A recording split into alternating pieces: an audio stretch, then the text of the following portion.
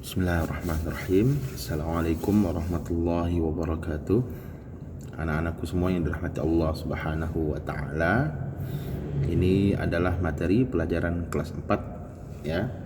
Kita hari ini bicara tentang bagaimana cara mengenal Allah Subhanahu wa taala.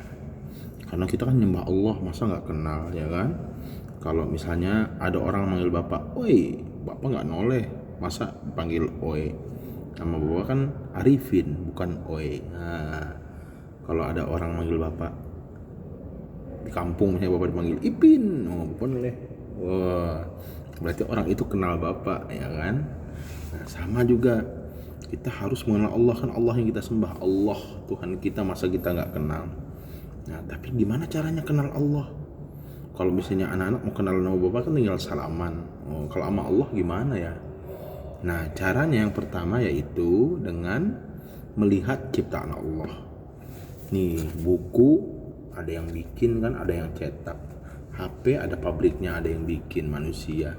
Tapi bumi ini siapa yang bikin ya? Gak mungkin manusia kan? Kalau gak ada bumi kan manusia gak bisa hidup. Berarti, oh bukan manusia yang bikin nih. Tapi bukan kuda juga yang bikin, masa kuda bikin bumi ya kan?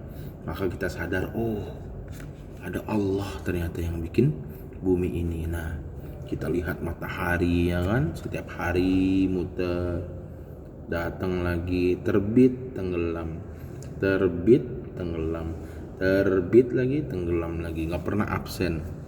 Siapa yang ngatur tuh? Oh Allah.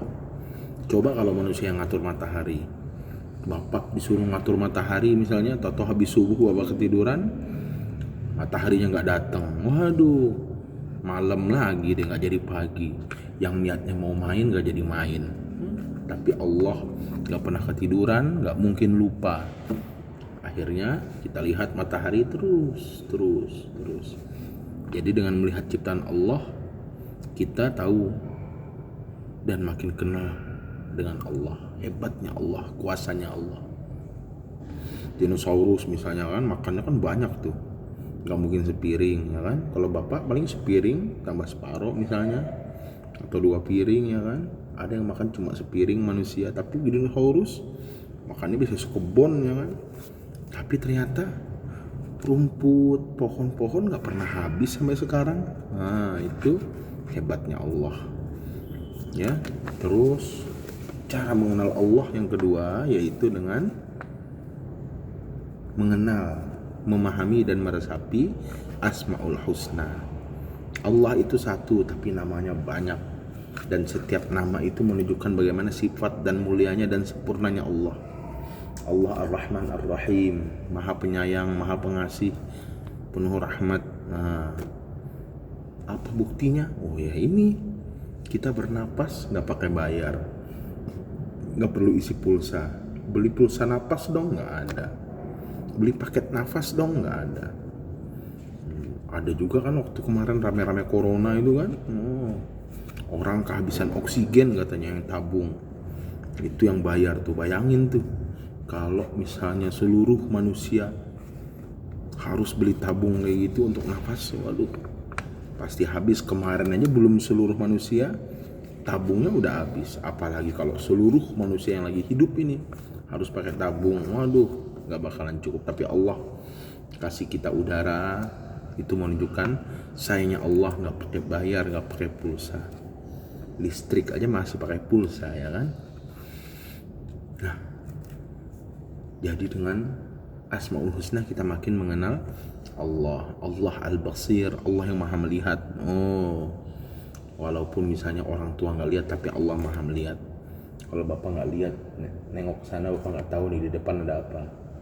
Itu kurangnya manusia, tapi Allah maha tahu. Walaupun kita sembunyi di kamar yang paling gelap sekalipun, Allah pasti melihat. Allah juga maha mendengar ya kan. Walaupun kita ngomongnya dalam hati, Allah tahu.